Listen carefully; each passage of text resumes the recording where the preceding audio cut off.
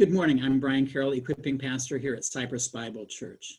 We live in an unbelievably divided time, whether it's about face masks, whether it's about whether all the businesses need to shut down, whether it's about schools should be starting, a very relevant issue as of today, as here in Texas, schools are reopening today.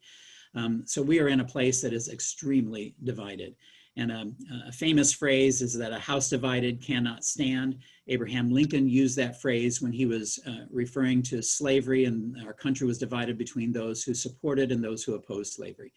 And also Jesus referred to that phrase. Probably, I would guess that Abraham took that from what Jesus had to say in Mark.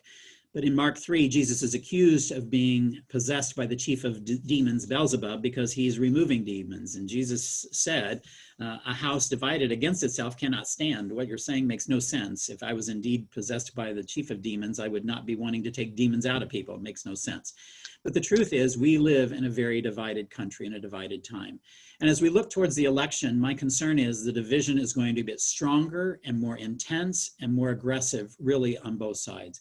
And I think the outcome of the election is going to continue to provide that sort of turmoil. We're already being told, no matter what the results of the election are, we shouldn't trust them.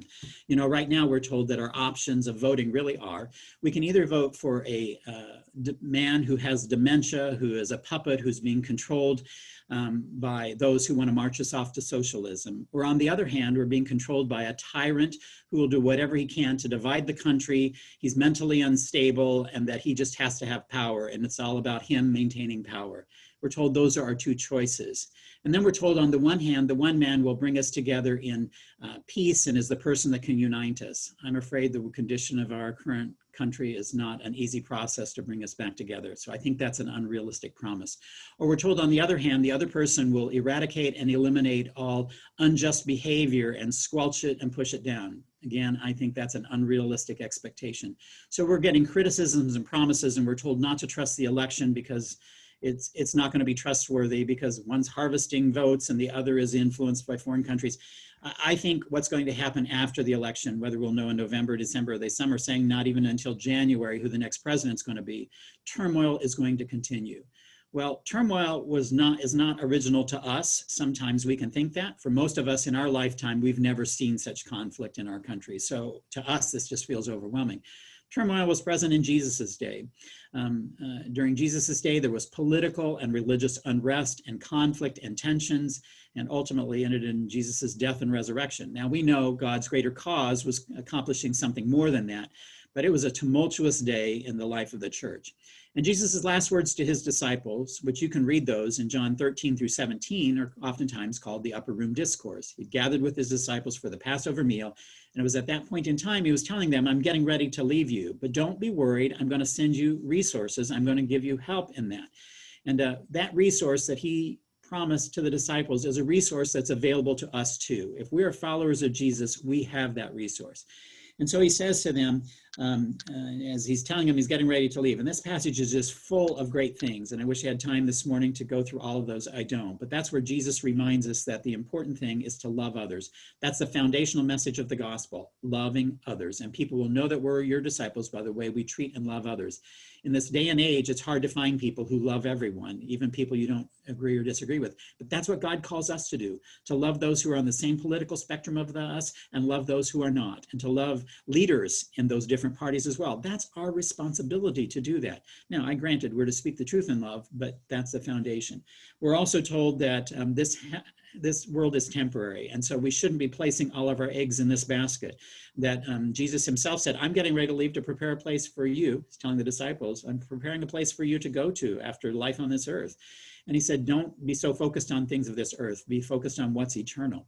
But what Jesus promises says, as he's getting ready to leave, he says, I'm not going to leave you as orphans. I will come to you. That's in John 14:18. And later on, he goes on to say what that means. He says, all this I've spoken while still with you, but the Counselor, the Holy Spirit, whom the Father will send in my name, he will teach you all things and will remind you of everything I have said to you. Peace I leave with you. My peace I give to you.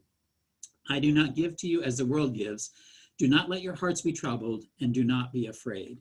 And what he's telling them is he's saying, I'm getting ready to leave. And later on, he says, you are going to do greater things than I have ever done because the Holy Spirit's going to lead and guide you. It's ultimately the church began to multiply and it grew because now there were many people out promoting and strengthening the church, just as we have that responsibility today.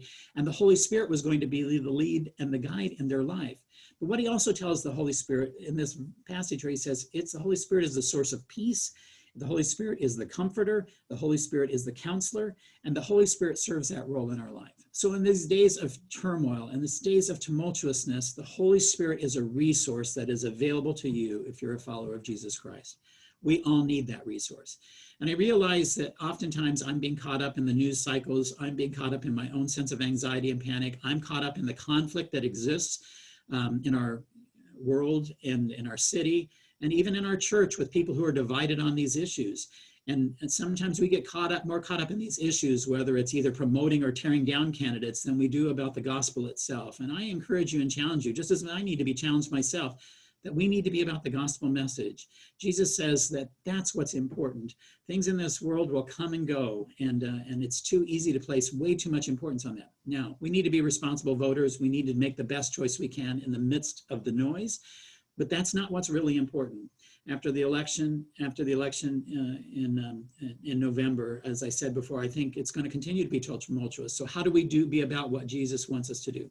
The church has grown every time there's been conflict and tension. And I believe we can be a part of helping the church to grow by sharing the good news of Jesus Christ, which offers hope to a world that is full of lack of hope right now. The verse that I started off with, looking at John, I want to leave you with today. It says, I have told you these things so that in me you may have peace. The Holy Spirit is the source of those peace. In this world you will have trouble, but take heart, I have overcome the world. So how do we use the resource of the Holy Spirit? Take time to be quiet and silent and reflect and ask God to help us to see what he's about. Try to get rid of the noise that's around us and the world around us and thrusting all kinds of news cycle things into our brains and minds. We need to be informed, but we need to be more about the gospel message. And I think the other thing is to spend time looking at his word. I strongly encourage John 13 through 17. I believe it's a resource that will give you lots of insight into the things that we're dealing with today. And so may God's grace be apparent to us. May we truly have the peace that only God can give, the peace that the Holy Spirit residing in us leads and gives to us as well. May we also be about the Lord's business, which is helping to love others and point other people to Jesus, and try to refrain from becoming part of political activists that are more focused on politics than we are about the deeper, bigger things, and that is what Jesus has called us to do. May God's grace be apparent to you today.